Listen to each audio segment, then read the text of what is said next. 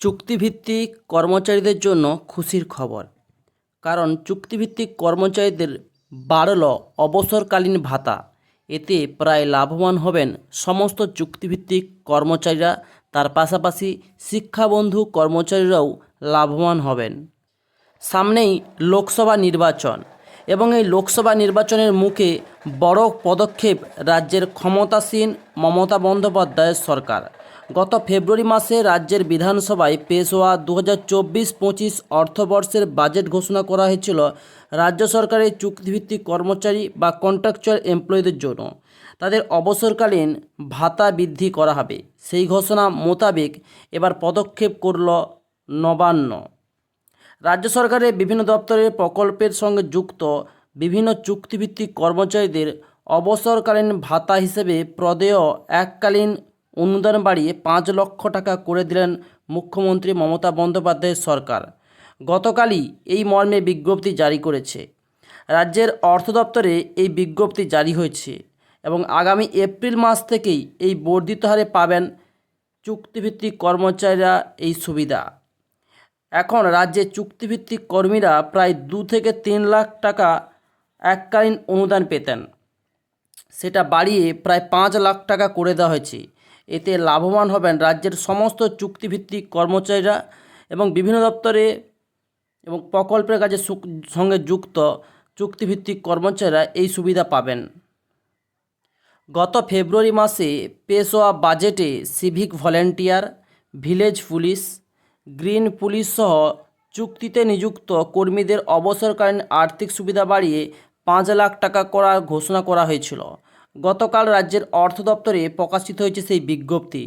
কোন শ্রেণীর কর্মীরা এই সুবিধা পাবেন তা বিস্তারিত উল্লেখ করা হয়েছে এবং তাতে বলা হয়েছে 2011 সালের 16 সেপ্টেম্বর জারি হওয়া রাজ্যের অর্থ দপ্তরের বিজ্ঞপ্তির ভিত্তিতে সরকারি দপ্তরে নিযুক্ত বিভিন্ন ধরনের চুক্তিভিত্তিক কর্মীরা এর আওতায় আসবেন।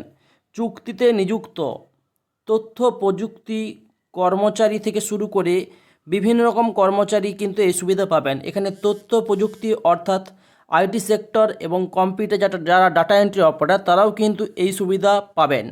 এছাড়াও পার্শ্ব শিক্ষক, এমএসকে, এসএসকে, শিক্ষক, আশাকর্মী, অঙ্গনওয়াড়ি কর্মী থেকে শুরু করে সহায়িকা এবং স্বাস্থ্যকর্মী, civic volunteer, village police, green police, দমকল বিভাগের কর্মচারী এই সুবিধা কিন্তু পাবেন। চুক্তিতে নিযুক্ত এই কর্মীরা কেউ 60, কেউ 65 বছর বয়স পর্যন্ত কিন্তু কাজ করতে পারবেন।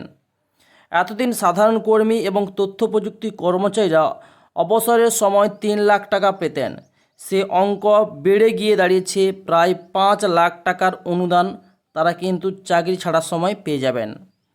এছাড়া কিছু কর্মীরা অনুদান হিসেবে 2 লাখ থেকে বেড়ে 5 লাখ টাকা করা হয়েছে। এর আগে চাকরির মেয়াদ ছিল 60 বছর, সেটা কিন্তু 65 বছর বয়স পর্যন্ত চাকরির নিরাপত্তা দিয়েছেন। তার পাশাপাশি ছুটি এবং নির্দিষ্ট হারে বাৎসরিক বেতন বৃদ্ধির ব্যবস্থা করেছে রাজ্য সরকার। এবং কিছুদিন আগে আশা এবং অঙ্গনওয়াড়ি কর্মচারীরা বেতন হিসেবে 500 থেকে 750 টাকা বৃদ্ধি করেছেন তাদের মুখ্যমন্ত্রী মমতা বন্দ্যোপাধ্যায়। এছাড়াও চুক্তিতে নিযুক্ত কর্মীদের বেতন 3 থেকে 3,500 টাকা বাড়ানোর ঘোষণা করা হয়েছে। একই সঙ্গে রাজ্য সরকার শিক্ষাবন্ধুদের ক্ষেত্রে বড় পদক্ষেপ গ্রহণ করেছে। তাদের বর্ধিত হারে বেতনের বকেয়া টাকা মিটিয়ে দেওয়া হয়েছে। 2018 সালের মার্চ মাসে শিক্ষাবন্ধুদের বেতন বৃদ্ধি হয়, কিন্তু তা চালু হয়েছিল 2019 সাল থেকে। এককালীন সেই এরিয়ার টাকা এবার সরকার মিটিয়ে দিতে চলেছে। এপ্রিল মাস থেকেই তা মিলবে। রাজ্যের তরফে এই খাতে 9.19 কোটি টাকা বরাদ্দ করা হয়েছে। এর ফলে বাংলায় মোট 3,337 জন শিক্ষাবন্ধু প্রায় উপকৃত হতে চলেছেন এবং ইতিমধ্যেই তাদের বেতন 5,954 টাকা থেকে বেড়ে 8,335 টাকা করা হয়েছে। এখন এই কর্মীরা 8,335 টাকা হিসেবে বেতন কিন্তু প্রতি মাসে বাবদ পাবেন। তো প্রতিটি চুক্তিভিত্তিক কর্মচারীদের জন্য খুশির খবর। তো আজকে ভিডিওটা কেমন লাগলো সেটা কমেন্টস বক্সে অবশ্যই কমেন্টস করে জানাবেন। ভিডিও ভালো লাগলে ভিডিওতে অবশ্যই লাইক, শেয়ার এবং সাবস্ক্রাইব করতে ভুলবেন না। তো thanks for watching my video.